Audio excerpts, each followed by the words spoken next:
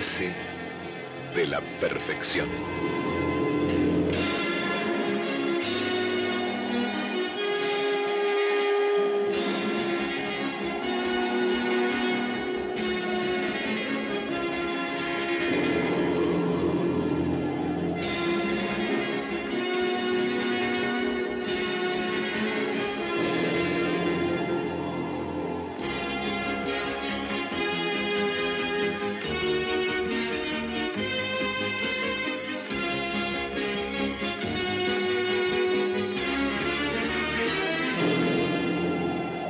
Maneje el viento. Maneje Sierra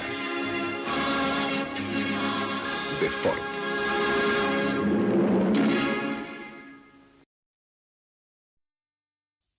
Hace más de 40 años, el Ford Sierra se presentaba en Argentina como un auto diferente y para los amantes de la marca un auto absolutamente radical. El Ford Sierra tiene una historia única en Argentina. Un vehículo que no solo marcó una época, sino que representó un gran paso en la industria automotriz del país.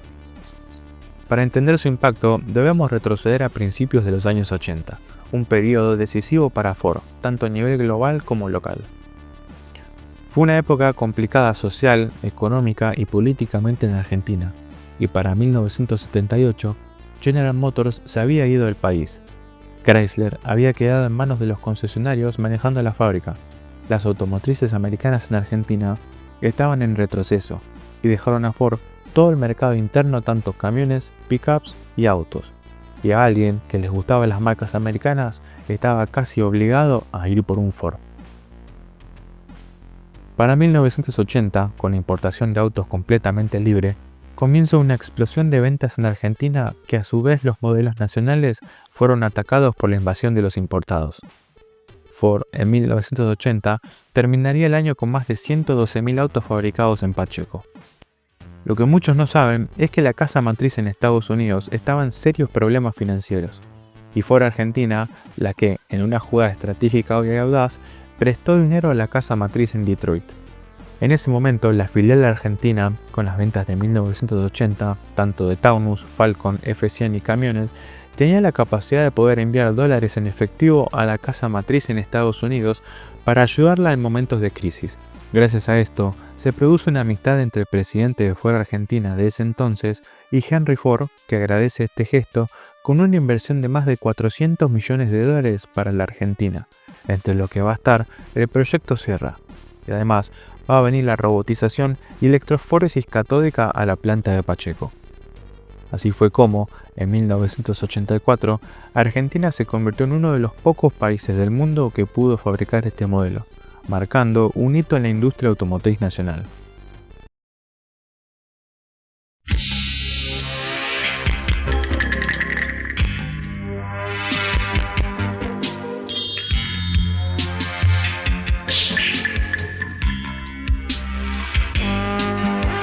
Lejos de todo lo conocido, cerca suyo.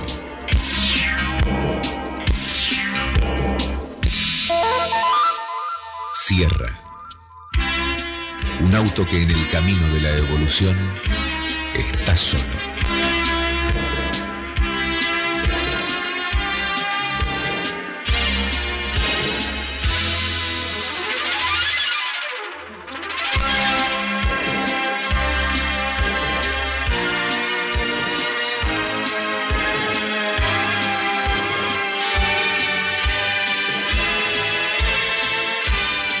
Maneje el viento. Sierra. Y de nuevo, Ford.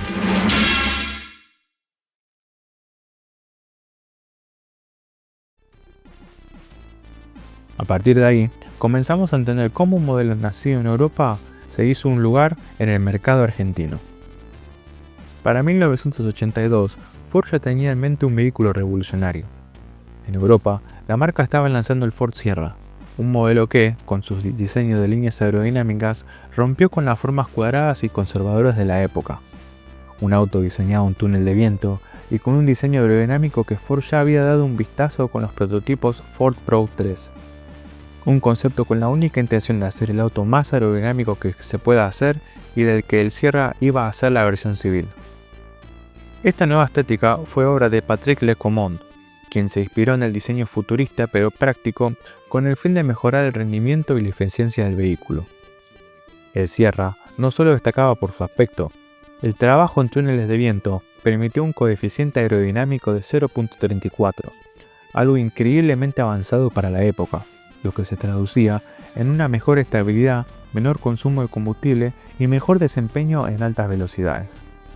En mayo de 1984 comenzó la producción local del Ford Sierra en la planta de General Pacheco. Este modelo no solo representaba la modernización de Ford Argentina, sino que también era una manera de demostrar que el país podía producir vehículos de vanguardia, y su llegada al país fue una revolución en la industria y rompe el paradigma de autos cuadrados tanto como de Ford como de la época. Desde su llegada, el Sierra fue muy bien recibido por el público argentino. En primer lugar, porque su diseño rompía con todo lo que se conocía en la industria local.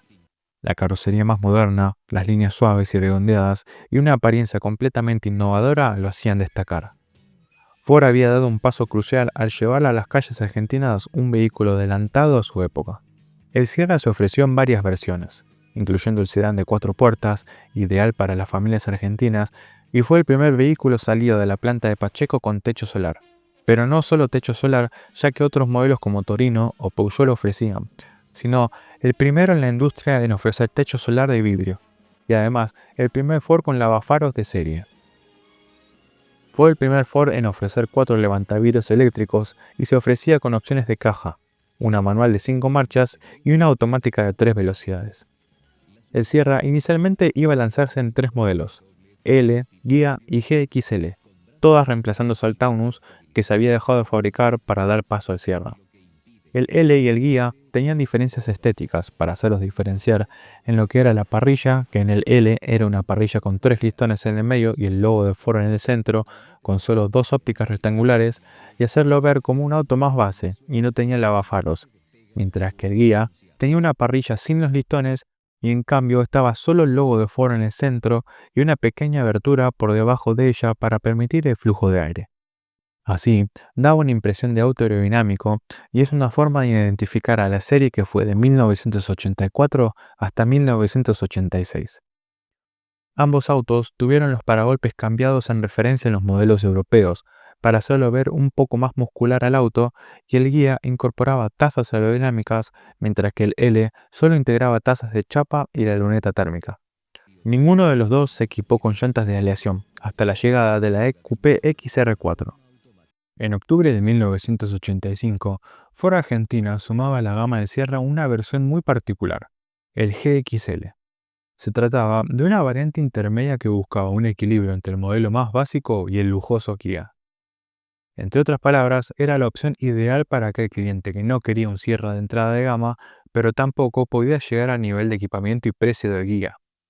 El GXL mantuvo el mismo motor 2.3 litros de 105 CVD, compartiendo así la mecánica con el Ghia, pero sacrificaba algunos lujos para abaratar costos. No tenía techo solar, carecía de lavafaros y los levantavidrios eléctricos traseros no estaban disponibles.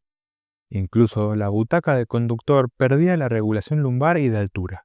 Aún así, se podía equipar con dirección hidráulica y caja automática de 3 velocidades como opcionales, algo poco común en el segmento para esos años. Estéticamente, el GXL engañaba, parecía casi un Ghia. Conservaba la trompa con parrilla cerrada, los apliques cromados en paragolpes y ventanillas e incluso los mismos protectores laterales con detalles brillantes. Donde se notaban los recortes eran los espejos y la tapa del tanque, que venían en plástico negro sin pintar. La producción de GXL fue muy breve, apenas un año, entre octubre de 1985 y octubre de 1986. Se ofreció tanto en versiones de 5 puertas como en la rural, pero nunca tuvo un volumen importante de ventas. Quizás por eso, hoy en día, es uno de los modelos más olvidados de la gama Sierra en Argentina. El GXL representaba esa típica jugada de Ford de ofrecer una media tinta para captar un público que quería un poco más que un auto base, pero sin pagar por el lujo completo. Un paso fugaz dentro de la historia del Sierra nacional, pero que muestra cómo la marca intentaba cubrir absolutamente todos los nichos del mercado.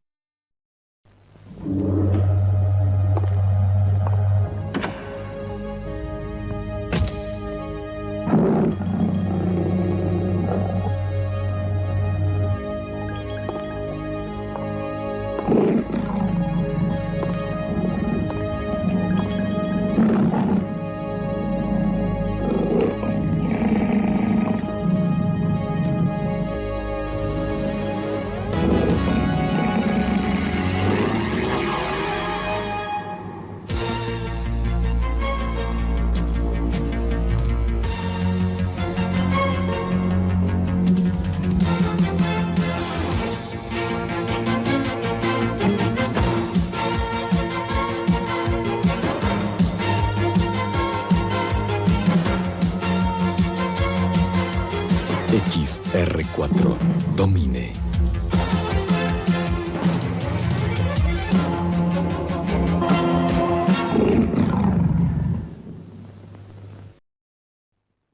El proyecto XR4 comenzó a gestarse en 1984, poco después del lanzamiento del Sierra convencional. La idea inicial surgió de un grupo de ingenieros de Pacheco que veían el potencial deportivo de la plataforma Sierra. En Europa, la versión XR4i ya estaba en producción, equipada con el motor V6 Cologne, pero Ford Argentina tenía otros planes. La decisión de desarrollar una versión local no fue tomada a la ligera. Requería una inversión significativa y presentaba desafíos técnicos considerables. El primer gran desafío fue la elección del motor.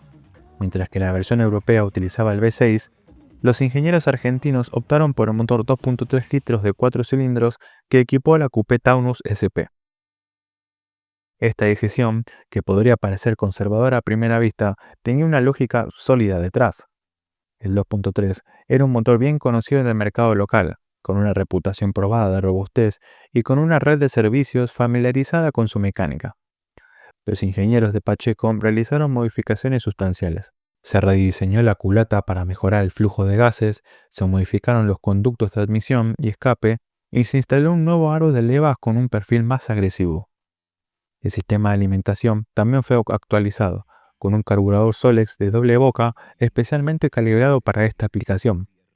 El resultado fue un motor que entregaba 120 caballos o 132 HP SAE, 15 caballos más que la versión 2.3 del guía que entregaba 105. Era una cifra respetable para la época, pero más importante aún, lo hacía con una curva de torque que privilegiaba el uso callejero. Y, aunque muchos criticaron la decisión de ir con un motor antiguo y pesado para el nuevo tope de gama de la marca, los años le dieron la razón y terminó siendo un motor muy robusto y confiable, aunque gastador incluso para los estándares de esos años. El desarrollo de la suspensión fue otro capítulo fascinante en la historia de la XR4. Los ingenieros de Pacheco sabían que no podían simplemente copiar la configuración europea. Las calles argentinas, el estilo de conducción local y las condiciones de uso requerían un enfoque diferente. El trabajo comenzó con un programa extensivo de pruebas, utilizando tanto el círculo de pruebas de Pacheco como rutas de todo el país. La suspensión delantera tipo McPherson fue completamente recalibrada. Se modificaron los puntos de anclaje, se instalaron espirales más firmes y se desarrollaron amortiguadores específicos. En la parte trasera, la suspensión independiente de Sierra recibió modificaciones similares. Las barras estabilizadoras, tanto delantera como trasera, fueron reforzadas y se instalaron bujes más firmes. Todo esto se hizo buscando un equilibrio muy específico. El auto debía ser deportivo, pero no hasta el punto de comprometer su uso diario. Se hablaba de manejar el viento, y los ingenieros tenían el trabajo de mejorar el ya impresionante CX de 0.34 del sedán y hacer a la coupé aún más aerodinámica. Con trabajos en el alerón biplano, que fue la gran novedad de la coupé, hacerla más baja, el CX de la coupé pasó a ser de 0.32. Mientras la Coupé Taunus GT todavía estaba en producción, Renault iba a lanzar lo que sería la eterna rival de la Sierra en los años que se venían, la Coupé Fuego. Primero lanzada en 1981 importada desde Francia y luego en 1982 se nacionalizó. Para 1984 la Coupé Taunus ya no existía y la Ford Sierra tardó unos meses en entrar en producción, lo que Renault y su Coupé Fuego supieron aprovechar, ya que hubo una brecha de meses en el que la Fuego era la única coupé con aspiraciones deportivas hasta que la XR4 finalmente se lanza el 5 de septiembre de 1984 y luego iba a venir una lucha en el TC2000 en el que Rubén Daray iba a salir campeón en una coupé XR4, en el que la Sierra tenía una enorme ventaja de chasis, aerodinámica, de auto frente a lo que corría en el TC2000 en esos años. Fue el debut de la Sierra en el TC2000 y nunca más iba a volver a salir campeón una Sierra en esa categoría.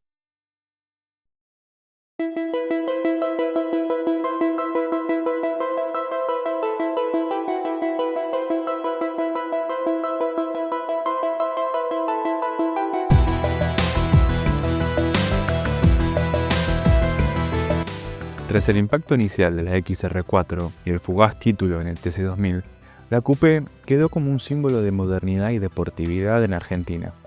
Sin embargo, a mediados de los 80, el mercado argentino comenzó a endurecerse.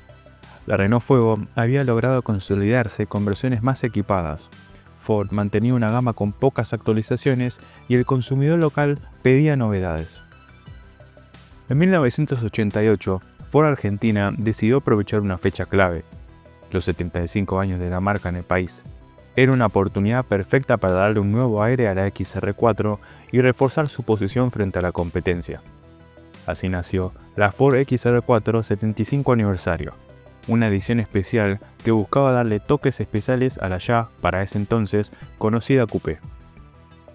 La idea detrás de esta versión fue clara: ofrecer la coupé con un nivel de equipamiento superior, darle un toque de exclusividad y, al mismo tiempo, homenajear la historia de Ford en Argentina. Para 1988, Autolatina, la fusión entre Ford y Volkswagen para el mercado latinoamericano, ya se había concretado el año anterior y, en ese pacto, Volkswagen de Brasil tenía el 51% de las acciones de la compañía y era la que al final del día tenía la última palabra en cuanto a qué decisiones la empresa tomaba. Por Argentina siempre se había manejado como la empresa independiente que siempre había sido hasta 1987 en Argentina, y más hablando de hacer ediciones especiales de sus autos. A lo que Ford Argentina, luego de lanzar la coupé de 75 aniversario, los ejecutivos de Brasil no se lo tomaron muy bien, ya que tenían la mayoría de acciones en la compañía. En primer lugar, la estética fue el punto más visible. El color blanco frappé que ayornaba al auto le daba ese toque de exclusividad, ya que todavía en 1988 las XR4 venían con plásticos de color negro que rodeaban toda la parte baja de la carrocería. En la parte trasera, para distinguirla de una coupé ordinaria, Ford quita el alerón biplano que tan famoso había hecho a la coupé y en su lugar colocan un alerón monoplano con una tercera luz de stop en el centro. El interior también recibió un trato especial: butacas deportivas con tapizado exclusivo de cuero, paneles de puerta también recubiertos en cuero. El color del patrón de los cambios de la caja ahora era blanco en vez del estándar rojo y un volante distintivo a la de las coupé convencionales con una muy pequeña plaquita del mismo que denominaba 75 SE, que buscaba marcar la diferencia respecto a las XR4 convencionales. En cuanto a la mecánica, la 75 aniversario mantuvo el conocido motor 2.3 de 4 cilindros con su 120 CVD. No hubo cambios de potencia. La campaña publicitaria apuntó directamente a la exclusividad. Ford mostraba la 75 aniversario como un objeto de deseo, el auto ideal para quienes buscaban diferenciarse. Y funcionó. La producción fue limitada, solo 300 unidades para todo el país, y hoy en día muy pocas quedan vivas en buen estado de conservación. Es la versión de Sierra más deseada, y las que rara vez aparecen publicadas vienen también con precio de auto de colección, junto con las de última serie en 1990 y 1991 que se deja de producir en la planta de Pacheco. En el contexto del mercado, la 75 aniversario marcó el último gran golpe de efecto de la coupé Sierra. Para principios de los 90, el Sierra perdía potencia con respecto a sus rivales y con la introducción de la Renault Fuego GTA y GTA Max la terminan de matar. Para 1990, Ford trata de dar un manotazo de ahogado revisando algunos detalles de la coupé, como darle el alerón biplano que equipó a la 75 aniversario, un ojo de gato en las ópticas traseras para darle un sutil cambio con un tratamiento fumé, pero poco hicieron esos cambios para poder levantar a la coupé de las pobres ventas que tenía. En septiembre de 1991, Ford discontinúa la coupé Sierra del mercado y así, terminando un legado que inició ya en 1984 con lo que probablemente fue el diseño más rupturista de una marca generalista que el país vio nacer.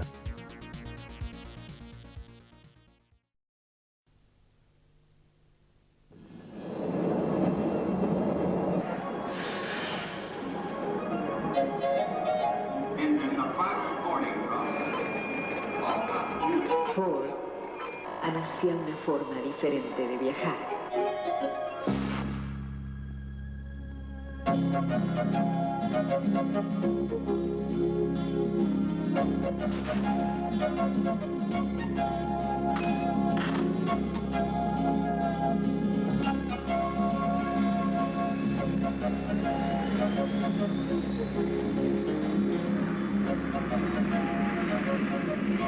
Rural Sierra, una nueva clase de rural.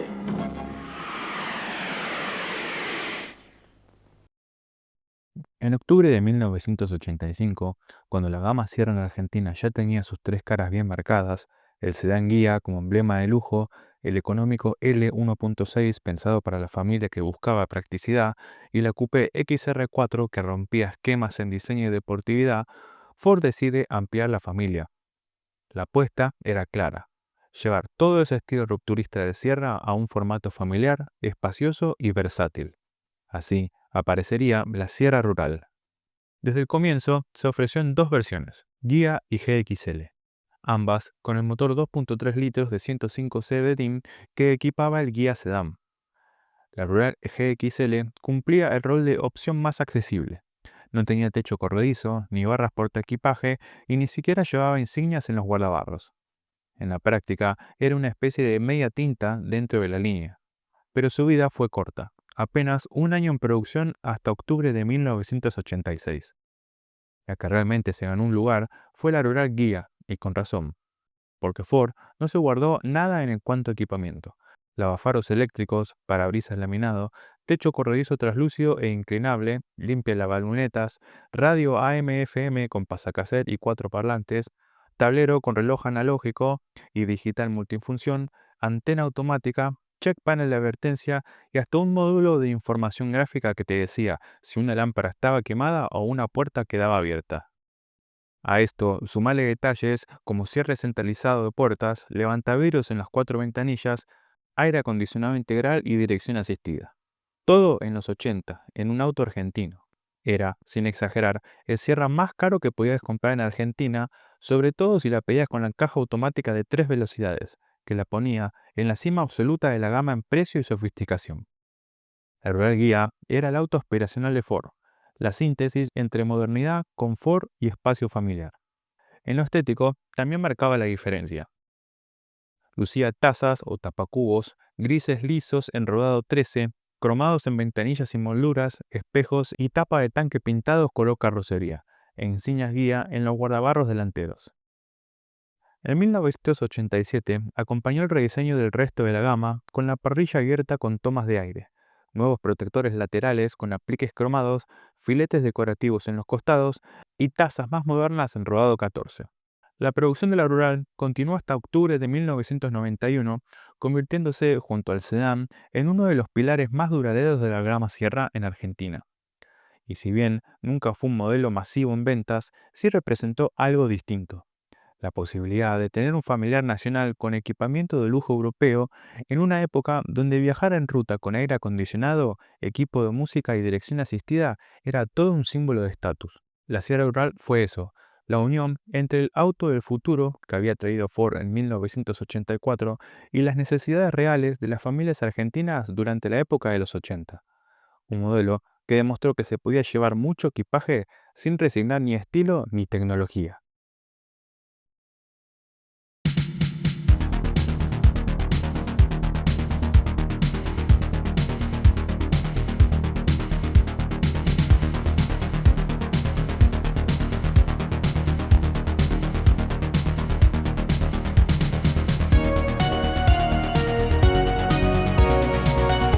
En agosto de 1986, Ford Argentina presentó una variante que vino a cubrir un espacio muy particular dentro de la gama Sierra.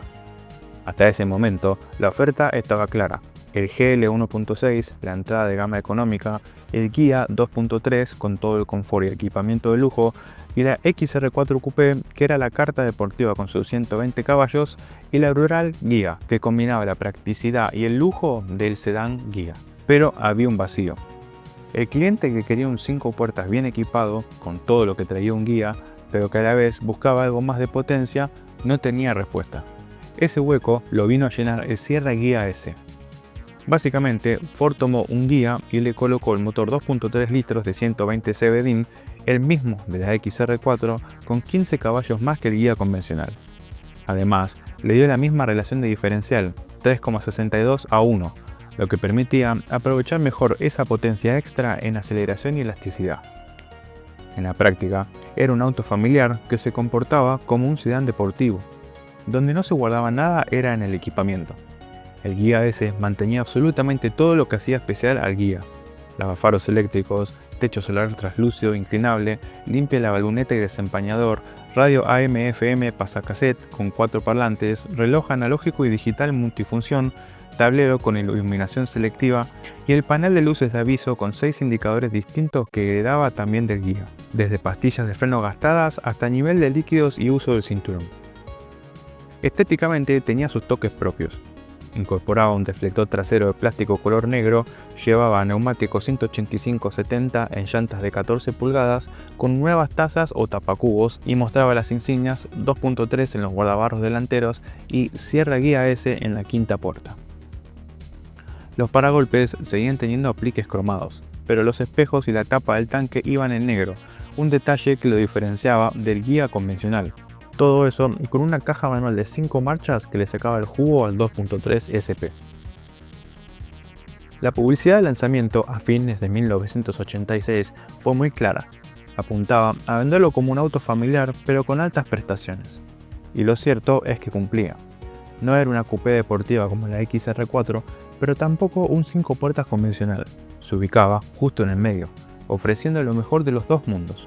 En octubre de 1988, con la llegada de la serie 89, el Guía S adoptó los cambios estéticos que recibió toda la gama. Nueva parrilla con entrada de aire en negro, protectores laterales renovados y la desaparición de los cromados en los bordes de las ventanillas. En el interior también hubo cambios. Nuevos tapizados, el clásico reloj analógico digital desaparecía para dejar lugar a las teclas de los alzacristales, que antes estaban en la consola central, y la radio AM/FM pasaba a incorporar un reloj digital.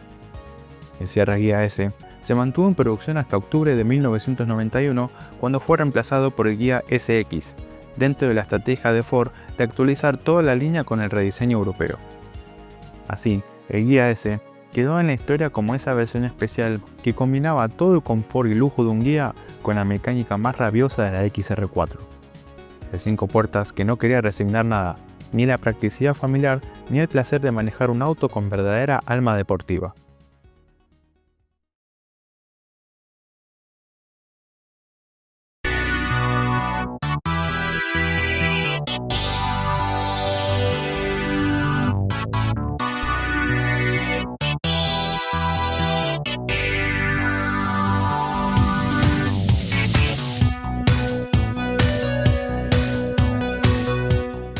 En octubre de 1991, la historia de Ford Sierra en Argentina entraba en su recta final.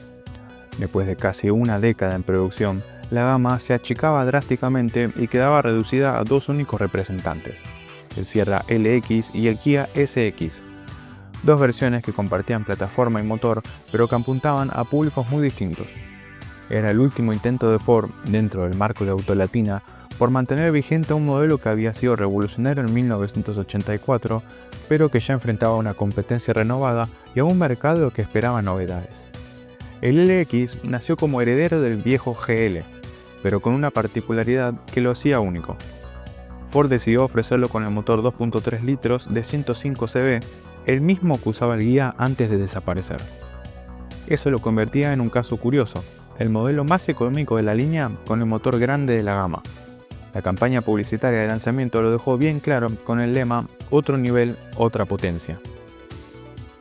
A nivel estético, el LX también dio un salto respecto al GL. Adoptaba la parrilla y las ópticas delanteras del Guía, aunque sin lavavaros, y en la parte trasera lucía las ópticas fumé, idénticas a las del SX. Se distinguía además por los cubreruedas del nuevo diseño, los plásticos de los giros en color ámbar y las molduras cromadas en paragolpes y laterales. El interior era mucho más austero. No había check panel, ni levantavidrios eléctricos, ni techo solar. Tampoco incluía lavafaros. Los espejos y paragolpes se mantenían en plástico negro y el panel de cola venía pintado del mismo color de la carrocería. Sin embargo, se podían agregar opcionales como aire acondicionado o dirección asistida, lo que lo volvía una opción interesante para quienes querían un auto con motor potente y carrocería moderna, pero sin pagar por todo el confort del Guía. En definitiva, el LX fue el último Sierra pensado como auto de volumen sencillo y noble, pero con un corazón 2.3 que lo hacía distinto dentro del segmento de entrada. En el otro extremo estaba el Guía SX, el último Sierra argentino que realmente podía presumir de lujo y tecnología.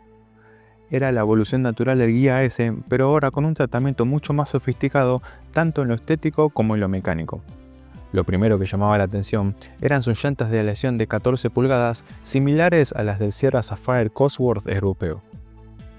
A eso se sumaban paragolpes y espejos pintados en color de carrocería, filetes en los laterales, giros delanteros transparentes y, en la parte trasera, las ya mencionadas ópticas fumé acompañadas por un panel de cola en negro semimate. Como detalle distintivo, incorporaba un alerón monoplano con tercera luz de stop, el mismo que había debutado unos años antes en la XR4 75 aniversario. El motor era otra de sus cartas fuertes. El 2.3 potenciado equipaba un carburador Solex 3636 de doble boca de apertura diferida que le permitía alcanzar los 120 cb/dim, igualando a la XR4 y el Guía S, pero con una entrega más elástica y consumos mejorados. Era el último refinamiento técnico que podía ofrecer el Sierra. El interior también estaba a la altura. Nuevas butacas de diseño más compacto, tapizados exclusivos, un tablero que recuperaba el check panel con reloj digital y una línea de estéreo Philco más modernas. El equipamiento era completísimo. Lavafaros, techo corredizo translúcido, luneta térmica con limpiaparabrisas, aire acondicionado integral, dirección asistida, cierre centralizado y levantavidrios eléctricos en las 4 puertas. En 1992 recibió los últimos retoques. Un nuevo módulo de información gráfica inspirado en el de los Sierra europeos y cambios en los testigos de tablero. El SX era, sin dudas, el Sierra más sofisticado jamás fabricado en Argentina. Un modelo que buscaba mantener a la berlina a la altura de los rivales europeos, aun cuando su ciclo estaba llegando al final. En julio de 1993, de la planta de Pacheco, salió la unidad número 72024, el último Sierra argentino. Con ella se cerraba la producción de un modelo que, desde 1984, había marcado un antes y un después en la industria local. El LX y el Guía SX fueron las dos caras de esa despedida. Uno austero pero robusto, el otro elegante y refinado. Juntos simbolizaron el cierre de una era, la de un Ford que se animó a traer el futuro a nuestras calles y que se despidió intentando mantener vivo ese espíritu hasta el último día.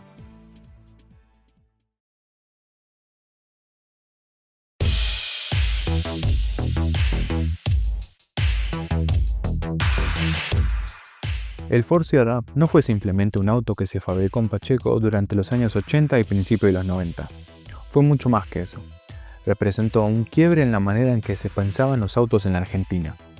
Pasamos de los diseños cuadrados y conservadores de los 70 a un coche que parecía salido del futuro con su silueta aerodinámica y soluciones tecnológicas inéditas para un modelo nacional. Desde aquel Maneje el Viento que lo presentó en 1984 hasta las últimas unidades LX y SX que salieron en 1993, el Sierra tuvo un recorrido que lo llevó por todos los caminos. Fue un sedán familiar, una coupé deportiva con la XR4, una familiar con la rural y hasta un modelo de lujo con versiones como la Guía SX. Estuvo en las calles, en las rutas y también en las pistas, con ese campeonato inolvidable de Rubén Daray en el TC2000 de 1985. Para muchos argentinos, el Sierra fue el auto en el que aprendieron a manejar, en el que viajaron con su familia a la costa, o el coche que veían brillar en el concesionario aunque estuviera fuera de su alcance. Para otros, fue simplemente el Ford raro, demasiado moderno, demasiado distinto a lo que estaban acostumbrados. Pero justo ahí estaba su magia. El Sierra nunca fue indiferente. Hoy, a más de 40 años después de su llegada, todavía hay Sierra circulando, algunos restaurados con cariño por fanáticos y otros que siguen cumpliendo la misma función de siempre, llevar a su gente de un punto a otro. Y cada vez que uno se cruza con un Sierra en la calle, hay algo que se enciende, un recuerdo, una historia, una sonrisa o un momento que pasaron arriba de un Sierra.